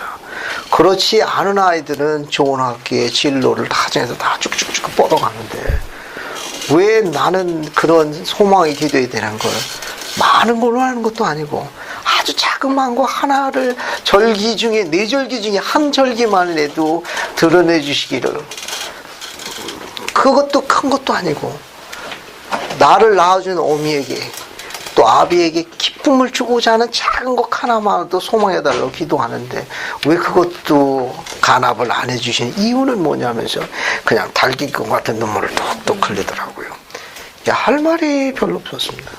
다만 위로할 수 있는 건 잘은 모르지만 하나님께서는 축복하실 거고 하나님께서는 다 절기를 정하셔가지고 일찍 피는 꽃도 있고 늦게 피는 꽃도 있단다. 늦게 피는 꽃이 향기도 격하고 오래 가는 법이라고 그러더라. 했더니 아빠 그 소리 내 몇 번 들었으니까 그 소리 하지 말고 실제적인 걸 원한다는 거예요. 그래서 그냥 눈물을 뚝뚝 흘리는 게 지금도 가슴에 지금 있습니다. 우리 가운데 가슴이 안 아픈 사람이 누가 있어요? 우리 가운데 가슴이 안 저린 사람이 이 가운데 누가 있습니까? 다 아픈 것을 갖고 있는 사람이에요. 다 그 응원이 갖고 있는 사람들입니다. 주목할 점은 주님께서는 때가 되시면 축복하실 거예요. 문제는 끝까지 남는 게 중요합니다. 그런데 밖으로 자꾸 그런 것 때문에 나가는 회원들 때문에 남아있는 회원들이 가슴이 아프게 되죠. 경전의 기록은 그렇습니다. 그런데 그것 때문에 잘 나가는 것처럼 보인 건 일시적인 겁니다. 궁극적으로 이야기되면은 일시적인 현상이에요. 잘 나가는 것 같지만 세상은 그들 뜻대로만 되는 게 아니라는 걸 신께서 가르치십니다. 제 말 기억하십시오. 그렇게 나가는 것은 잘 나가는 것 같지만 그게 그분들 뜻대로 이렇게 잘 나가는 게 허락되는 게 아니라는 겁니다. 경전의 요약은 결론은 뭐라고 되어 있는가 하면 이렇게 되어 있어요. 자, 어딜 보시는가 하면 30절 보세요. 30절. 한번 읽어보겠습니다. 그래서 30절. 이같이 그들이 번영하는 가운데 그들이 벗은 자나 줄인 자나 목마른 자나 병든 자나 양육받지 못한 자를 아무도 보내어 버리지 아니하였으며 또 그들이 재물에 그 마음을 두지 아니하였으므로 도움이 필요한 자에게는 사람의 외모를 취하지 아니하고 교회 안에 있거나 교회 밖에 있거나 간에 늙은 자나 젊은 자나 매인 자나 자유로운 자 남자 여자 모두에게 후하게 나누어 주었더라. 31절에 한번 결론을 봅시다. 이같이 그들은 번영하여 그들의 교회에 속하지 아니하는 줄보다 훨씬 더 뭐하게 되었더라? 부유하게 되었더라. 그러니까 떨어져 나간 자들, 그것 때문에 그쪽으로 간 자들보다도 교회 안에 남아있던 충실한 자들이 영적으로도 풍성했고 세상적으로도 결론이 어떻게 됐습니까? 더 부유하게 됐다. 주님은 실제적으로 다 축복하셨어요. 영적으로 축복하시고 세상적으로 축복했어요. 그 비결이 뭐죠? 그 열쇠가 뭡니까?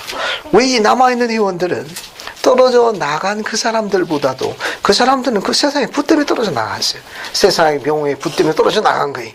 그 스펙 때문에 떨어져 나갔는데 그들보다도 남아있는 이 충신의 회원들이 어디서 그들보다 더 이렇게 풍성하게 세상적으로 영적으로 축복받은 그 비결이 뭐예요? 이 경전에 오늘 읽은 내용 중에 어떤 절에 해당됩니까? 결정적인 이유가 하나 있어요. 그들이 그런 고난과 시련의 나날 중에 주님이 그것 때문에 그들을 축복한 거예요. 합곡동안에 하나님의 계명을 지켰고 그들이 임하는 핍박을 인내로 했어요. 핍박을 인내로. 감사합니다. 감사합니다. 핍박을 인내로 견뎠는데 중요한 게 하나 있습니다. 사실은 이것 때문에 모든 축복의 열쇠는 이 안에 다 담겨 있어요. 여러분 이제 나중에 결혼해가지고 자녀를 낳게 되면 어떤 자녀가 제일 이쁜 줄 아세요? 이 자매 누가 제일 이쁩니까? 그렇죠. 말 잘 듣는 애가 제일 이뻐. 자다가도 뽀뽀해 주시고 자다가도 훔쳐 때려가지고 떡 먹이고 그런다니까. 너무 이뻐가지고 훔쳐 때려 떡 먹고 자. 너무 이뻐가지고 왜 때려? 먹고 자. 너무너무 이게 가나 뭐 모르는 아이도 잠자는 조셉 깨워가지고 먹이고 그랬구만. 느닷없이 나타나가지고. 경전의 기록은 아주 선명해. 뭐라고 나와 있는가 하면은 그 비결은 그 26절 보세요. 엘마서 1장 26절. 제사들이 백성들에게 하나님의 말씀을 나누고자 그들이 생계 일에서 멈추면 떠나면 백성들도 어떻겠습니까? 자신들의 생계를 멈춰서 뭐 때문에? 하나님의 말씀을 듣고자 그들의 일에서 떠났습니다. 그러니까 하나님의 말씀을 듣고자 하나님의 종들이 가 있는 곳에 그들도 함께 있었어요. 그들이 세상에서 떠나가지고 하나님의 말씀을 증거하게 하면 그들도 이내 떠나가지고 그들이 있는 곳에 백성도 같이 있었어요. 그들이 서 있는 곳에 섰었고 지키는 걸 그들도 지키고 그들이 바치는 걸 똑같이 바쳤습니다. 경전의 기록은 그렇게 되어 있어요. 또 뭐라고 되어 있는가 하면은 제사가 그들에게 하나님의 말씀을 나누고 나면 그들 모두가 부지런히 그들의 일에 다시 돌아갔더니, 그죠?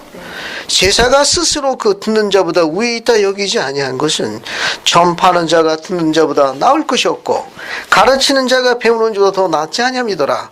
이같이 그들이 뭐한 가운데? 가르치는 자나 가르침을 받는 자나 감리요원이나 듣는 백성이나 어떻게 됐습니까? 동등하여 그들이 다 일하되 각 사람이 어떻게 됐습니까? 각자 능력에 힘 닿는 데 이랬더라 해서 교회가 쓴 거예요. 이건 굉장히 중요한 단어입니다. 왜 하나님께서 그 백성을 축복했을까? 제일 중요한 거는 그들이 말씀을 잡았다는 사실이에요.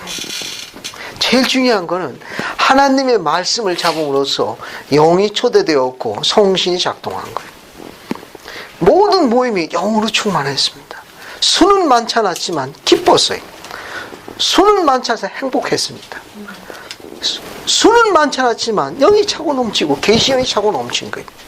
그들을 관리하는 감리요원이나 듣는 자가 높낮임이 없었습니다. 서로 하나였어요. 즉 세상 것으로 쫓기는 시간을, 그 시간을 주님의 제단에 올려놓는 희생의 행위를 크게 기뻐하셨던 겁니다.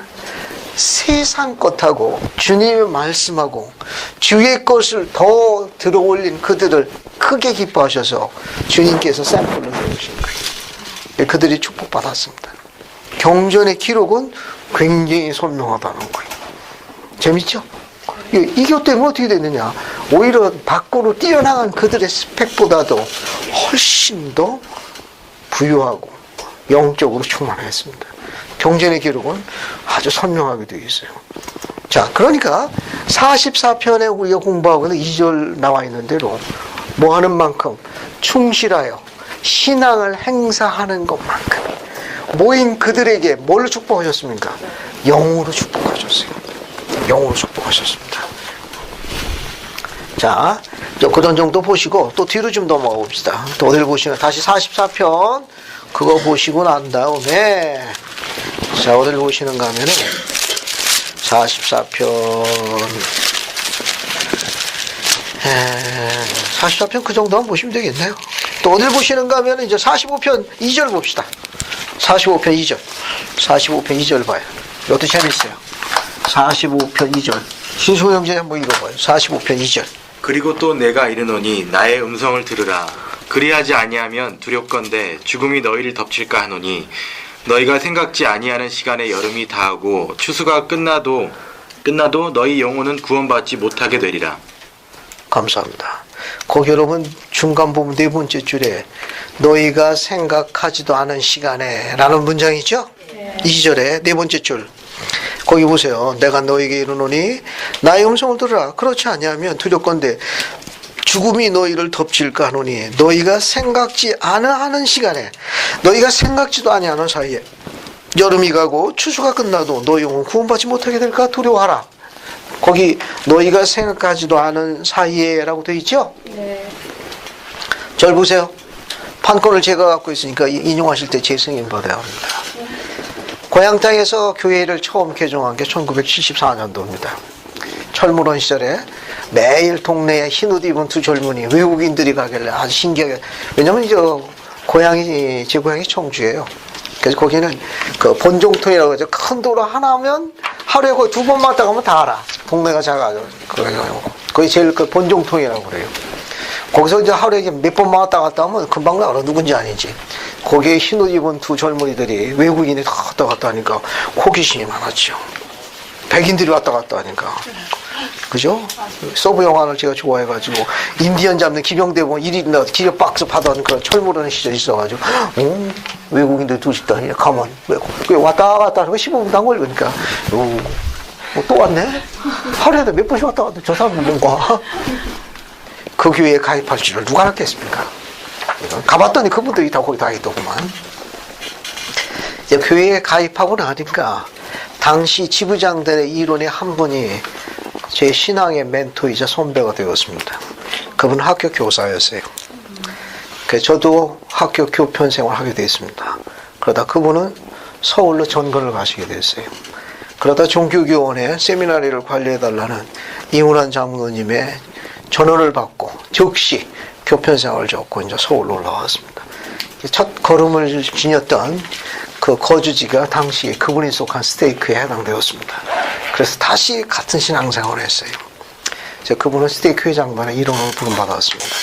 그런데 인간관계에 어려움을 겪어가지고 하루는 성전을 갔더니 성전에 앉아 계시면서 대기실에 나오는 저를 보더니 기령제, 나 좀 쉬어야 되겠다. 나 마음이 너무 아프다. 얼마나 쉬실 겁니까? 했더니 잠시 좀 쉬어야 되겠다. 라고 이야기하셨습니다. 너무 오래 쉬지 마세요, 선배님. 알았다. 내 마음이 너무 아파가지고 좀 쉬어야 되겠다.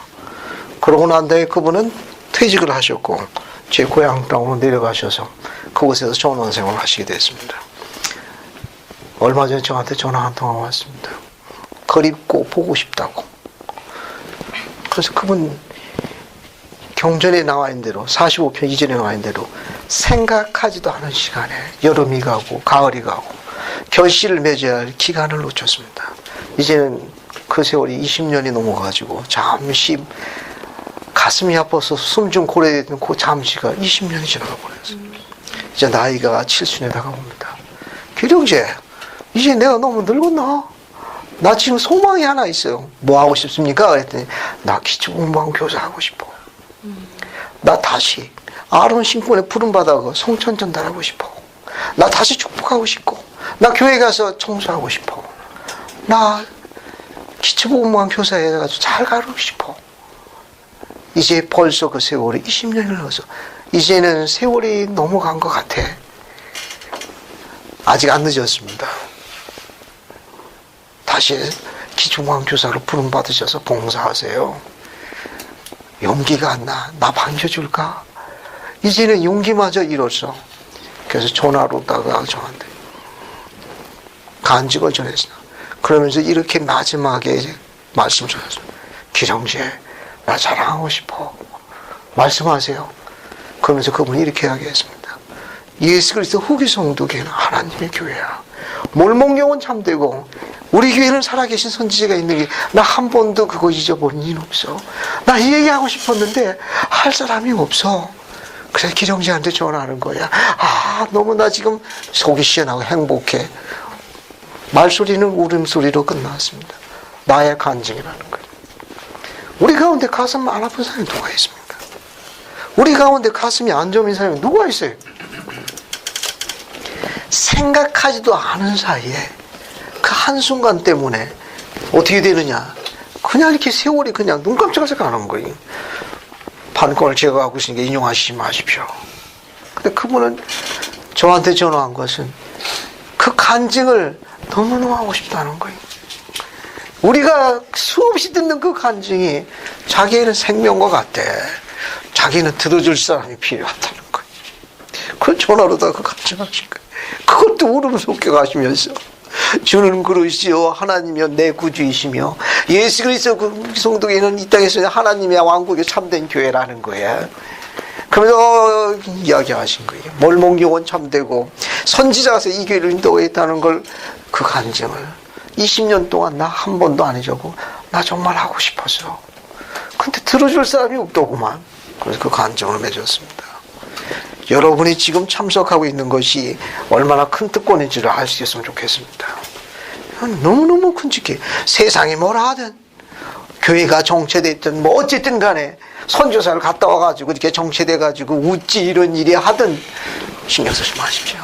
왕국은 번성합니다. 1970년 연차대회 때 스펜서블 킴볼 회장님이 메뚜기가 먹어버린 세월이라는 제목을 하신 말씀이 있는데 이스라엘 백성이 애굽에 갇혀 있다가 출애굽할 적에 그 재앙 중에 하나가 메뚜기 재앙이 있습니다. 싹 먹어치고 하나도 안 남거든. 우리 인생도 눈 깜짝할 사이에 다 먹어치우는 세상의 교활함에 대해서 이야기하신 게 있습니다. 다 읽지는 않고 전문을 실어놨으니까 오늘은 표시된 것만 읽을게요. 뒤에서 두 번째 거 보십시오. 뒤에서 두 번째 거 보십시오. 자, 세 장으로 구성되어 있는데 뒤에서 두 번째 것만 보십시오. 표시된 것만 정리하겠습니다. 가운데 줄, 저기 3- 가운데 여기 표시된 거 보세요. 봤습니까? 네. 거기 보면은 오리스 네스 마르덴이라는 분이 이야기한 건데 마르덴은 이렇게 말했습니다. 물레방앗간 안에 공이, 물레방앗간 보면 그거 발판 있죠? 네. 그 발판을 공이라고 합니다. 이미 흘러가 버린 물로는 돌리지 못한다. 한번 흘러가면 돌리지 못한다. 이제 한번 흘러가 버린 뒤에는, 한번 흘러가 버린 시간은 다시 돌아오지 못한다. 그런 말입니다. 밑에 거 여기 1834년 선지자 조셉 스미스는 고등평예를 주식했습니다. 그때 L.D. 영은 이런 기록을 남겼습니다. 나는 참으로 커다란 잘못을 범했으며 이를 기록하여 다른 사람에게 하나의 교훈이 되기를 바라는 마음으로 기록합니다. 선지자는 내게 평예에 뽑힌 형제들과 함께 앉으라고 하셨습니다. 나는 그 말씀대로 행하지 않고 일어서서 그토록 가중한 책임을 맡을 만큼 능력이 없노라고 내 딴에는 제법 성실한 태도로 설명을 드렸습니다. 선지자는 간단하게 내가 그 직책을 맡길 바란다고 말씀하셨습니다. 그러나 끝내 내가 이를 거절했으므로 선지자는 다른 형제를 불러 그 직책을 맡기셨습니다. 생각컨대 이 일로 인해서 그 후 선지자는 다시는 나를 신권의 중추에게 부르시지는 않은 것 같습니다. 그 후로 나는 부름을 받는 대로 응하고 이 왕국을 지도하는 자로 부름을 받은 이 뜻에 대항하여 나 개인의 주장을 내세우지 않아야 된다는 사실을 뭐 했느냐? 배웠습니다. 뒤에 거 보세요. 뒤에 거. 뒤에 봅니다. 메뚜기의 농간이었습니다. 이 사람이 상실한 여러 해 동안의 기회를 생각해 보십시오. 옆으로 가면 옆으로. 스테이크 부장이 여기 옆으로 바로 옆으로 갑니다. 스테이크 부장이 와드의 감독을 부르자 자불안석하던 사람이 있었습니다. 그의 얼굴은 잿빛이 되었고 드디어는 그 부름을 거절했습니다. 그는 이스라엘 백성 가운데 아버지의 종으로 인간의 지도자가 되고 다스릴 꼴을 던져버린 겁니다. 스테이크 부장은 그 사람이 겸손해서 머뭇거린 줄 알고 설득시켜 했지만 끝내 그의 결심을 들이키지 못했습니다. 그날부터 그 사람에는 메뚜기가 먹어버린 수많은 세월이 지나가 했던 것입니다. 이런 이야기를 하다 보니 시드니 리거든, 올리버 카우드리, 마틴에슨 귀한 길을 위면한 채 마음을 닫았던 사람들이 생각납니다. 돌아오지 않는 네 가지 것을 잘 기억하시 바랍니다. 이미 던져버린 말, 쏘아버린 화살, 지나간 인생, 그리고 소홀히에서 지나간 기회. 내가 아는 교회원인 이 젊은 청년이 하나 있었는데 비혼인 미모 여자와 교제하다가 드디어 결혼을 하게 되었습니다. 물론 그 결혼은 죽음으로 끝나는 일반사의 결혼이었지요. 그러나 아주 조심스럽게 그녀를 교회로 인도하려 했으나 그녀는 몇 배나 강하게 거부했습니다. 그녀에게는 신권이나 영원한 결혼이 전혀 무의미한 것이었습니다. 그는 언젠가는 그녀를 교회로 인도할 수 있기를 바랬지만 세월은 덧없이 지나서 자녀가 생기고 그들의 자녀는 복음의 빛을 받지 못하고 성장했습니다. 기회는 지나갔고 세월이 다시는 돌아오지 못하는 세월이 마치 번개의 날개처럼 속히 지나가 버린 것입니다. 역시 메뚜기가 먹은 세월이어야 되겠죠.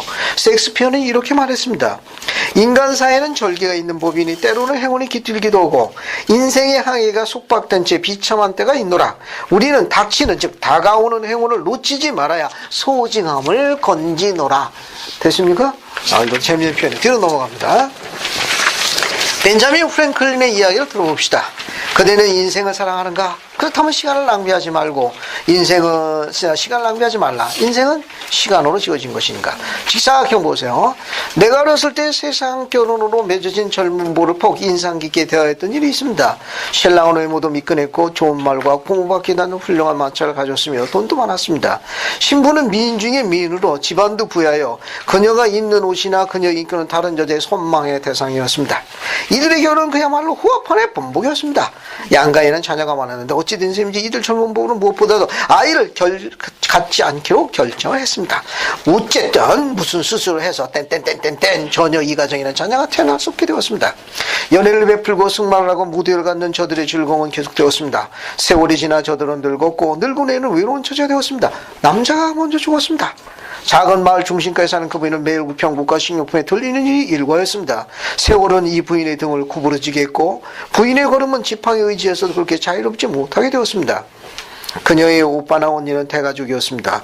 그래서 자연 그를 방문해서 적었고 방문한다 하더라도 오래 머무를 수가 없었습니다.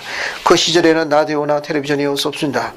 눈이 어두워지니 읽는 일도 수월치 않았지요. 사람들도 그를 자주 찾지 않았고 그렇게 대수롭게 여기지도 않았습니다. 그러다가 하루는 지나가던 사람이 그를 확인했는데 그는 이미 죽은 지 여러 날이 되었던 겁니다. 인생을 홀로 외롭게 살아온 그는 죽을 때도 홀로였습니다. 그를 사랑하고 아끼는 효성스러운 자녀도 그를 묻어줄 자식도 그리고 눈물이나 애도함이 없이 그는 홀로였습니다. 이 부분은 세월을 호소하는 겁니다. 이들의 세월도 메뚜기가 먹어버린 세월이 아니겠습니까? 앞에 보세요. 교리하성경 45편 2절에 너희가 생각하지도 않은 사이에 여름이 지나고 추수철이 지나 겨울철이 다가오게 된다는 걸 경고하셨습니다. 그런데 우리가 그 유인물 맨 끝장에 중요한 플로로그가 하나 있습니다. 여기 맨 끝장 5책장 맨 위에 보세요. 마르데니 한 거 이야기가 있습니다. 봤습니까? 네. 운명이란 그대의 주변에 있는 것이 아니라 그대의 내부에 있다. 스스로 뭐라고 그랬어요? 그대의 자신을 개척하라. 저를 보세요. 우리는 아직 정확하게 기호는 알려져 있지 않습니다. 중요한 것은 신앙은 우리의 삶을 바꿀 수 있습니다. 우리가 그리스도 믿는 강한 신앙은 우리의 유전인자인 성품도 바꾸게 하고 또 그런 온전한 성품은 우리를 새로운 삶의 인생을 갖도록 창조해주는 특권을 갖고 있습니다. 결국 우리가 이 세상에 사는 제일 중요한 목표는 하나님 같은 성품을 갖추는 일이에요. 하나님 같은 성품을 온전히 갖출 적에 만사는 결국 그에게 잘 되게끔 되어 있습니다. 중요한 거는 세상의 스펙이 아니에요. 스펙보다 더 중요한 것은 하나님의 성품입니다. 경전의 모로나이는 이를 하나님의 순수함이라고 가르쳤습니다. 이 순수함은 시들어가는 것을 솟아나게 한다고 가르쳤고 이는 영원한 것이기 때문에 이를 지닌 자는 만사가 다 잘 될 거라고 이야기했습니다. 우리가 이 세상 살아가면서 솟아나게 하는 것은 이 순수함입니다. 우리가 갖고 있는 기록에는 그리스의 순수한 사랑은 그 자리를 이동하지 아니하며 결코 시들지 않는다고 가르쳤습니다. 그 순수한 사랑은 영원히 참는 것이요 영원히 견디는 것이니 그것을 지닌 자는 모든 게 잘 될 거라고 기록을 남겼습니다. 결국 우리가 지니고 있는 강한 신앙은 우리의 운명을 바꿉니다. 우리는 그 운명의 주인공이 될 수 있어요. 창조할 수 있습니다. 오거나이저, 조직할 수 있어요. 비록 지금은 정체되고 답답해서 부진한 거 있지만 우리 가운데 가슴 안 저민 설기가 누가 있습니까? 우리 가운데 여기 가슴이 안 아픈 사람이 누가 있어요? 우리가 그것 때문에 오히려 더 발전할 수 있습니다. 우리가 그것 때문에 더 강한 신앙을 가질 수 있습니다. 우리가 그것 때문에 더 강한 소망을 갖고 신앙대로 성취되는 기쁨의 주인공으로 발탁될 수 있습니다. 나쁜 게 아니에요. 좀 고통스럽고 불편하고 자존심 좀 상해서 그렇지. 선택하는 게 아니라 선택을 당하는 서글픔과 고통이 있어서 약간 가슴이 아픈. 그런데 우리 가운데 가슴 아픈 여기 근데 누가 있습니까? 다 가슴 아픈 사람이. 다 가슴이 저린 사람들이고. 중요한 거는 그것을 주님께서 축복하시겠다고 약속하셨다는 점을 기억해야 합니다. 예레미야서 18장 잠시 읽어보고 마칠게요. 우리가 갖고 있는 구약 성경에 예레미야서 18장을 봅시다. 예레미야 18장 6절부터 10절까지 한번 보세요. 우리가 갖고 있는 예레미야서 토기장의 비유인데 아주 많이 인용하는 겁니다. 자, 6절부터 10절까지 한번 읽어볼게요. 아주 가르침이 대단히 훌륭한 겁니다. 보셨습니까? 네. 자, 보세요. 거기 제가 읽고 마칠게요. 나 여호와가 이르노라. 여러분 1079쪽에 있습니다. 나 여호와가 이르노라. 이스라엘 족속아, 이 토기장이 하는 것을 보고 내가 능히 너에게 행하지 못하겠느냐. 이스라엘 족속아, 진흙이 토기장의 손에 있음같이 너희가 내 손 안에 있느니라. 내가 언제든지 어느 민족이나 국가를 뽑거나 파거나 멸하리라고 한다 하자. 만일 나의 말한 그 민족이 그 악에서 돌이키면 내가 그에게 내리기로 했던 생각하였던 재앙에 대해 뜻을 돌이키겠고, 내가 언제든지 어느 민족이나 국가를 건설하거나 심으리라고 한다고 하자. 만일 그들이 나보기에 악한 것을 행하여 내 목소리를 청종치 아니하면 내가 그에게 유익해야 하리란 모든 손에 대해서 뜻을 돌이킬지로다 라고 이야기했다는 점입니다. 절 보세요. 이제 우리는 이 가르침에 가지고 우위를 얻을 수 있습니다. 교회 초창기 때 안식일도 안 지키고 성전도 안 가고 11주도 안 내는 한 농부는 추수가 너무 많아서 창고가 가득 차고 넘쳤습니다. 같은 교회였던 한 농부는 안식일을 충실시키고 성전도 열심히 가고 11주도 열심히 냈는데 성전도 안 가고 11주도 안 내고 안식일 안 지키는 그 다른 저활동된 그 농부는 차고 넘쳐 창고가 그득했습니다. 충실한 그 농부는 항상 먹을 것이 넉넉지 못해요. 항상 빠듯했어요. 그쪽은 선교사도 안 보내고 이쪽은 선교사 보내니까 그 짐은 무겁기만 했습니다. 이 지치고 지친 이 농부는, 그 아버지는 감독님에게 물어봤습니다. 왜 저 회원은 저렇게 충실하지도 않은데 저의 창고는 저렇게 차고 넘치고 왜 제 창고는 이렇게 힘들고 어렵습니까? 라고 묻자 현명한 지혜스러운 감독님은 그 농부에게 그 아비를 이렇게 위로했답니다. 형제님, 주님은 가을에 결산하지 않으신답니다. 주님은 인간의 시간표 결산하지 않습니다. 일시적인 현상일 뿐이에요. 잘 나가는 저 보시는 착시 현상입니다. 세상은 주님께서 약속하신, 그분이 허락하신 율법에 따라 순행되게 있습니다. 심은 대로 거두는 겁니다. 수학의 법칙이. 선을 심으면 약속된 축복을 얻을 것이며 다른 걸 심게 되면 다른 것을 보상받게 될 겁니다. 따르는 그로부터 응답을 받게 돼요. 세상은 우리를 구원하지 못합니다. 궁극에 우리를 위로하진 못해요. 주님의 방법으로 축복하실 거예요. 소망을 가지시고 복음 가운데 열심히 생활하십시오. 이제 여러분들한테 소망이 신앙대로 이루어지는 기도의 증인으로 분류하셨다는 걸 전합니다. 돌아가셔서 주변을 다시 보시고 다시 기도하십시오. 지금 기도하는 것을 다시 돌이켜보시고 내 소망이 신앙대로 이루어질 수 있도록 최고의 증인으로 선택되신 분들입니다. 우리 가운데 가슴이 안 아픈 사람 한 사람도 없어요. 우리 가운데 가슴이 저밀지 않는 그런 것을 경험하지 않아서 이 가운데 한 사람도 없습니다. 우리는 아직 그 이유는 잘 모릅니다. 하지만 알 수 있는 것은 주님이 약속하셨다는 겁니다. 함께 하시겠다고, 또 그분이 축복하시겠다는 신성한 약속만을 갖고 있습니다. 모쪼록 이런 말씀에 위로를 받아가지고 여러분 주변을 다시 한번 돌이켜보시고 다시 힘을 내세요. 알겠습니까? 다시 힘을 내세요. 이미 깨져버린 꿈들이 있는 것처럼 보일지라도 그래도 아직 세상은 아름답습니다. 아직은 기쁘고 좋은 게 많아요. 힘들고 어렵지만 용기 있고 생기발랄하게 다시 씩씩하게 사는 겁니다. 용맹정진하는 거예요. 그게 가장 영적입니다.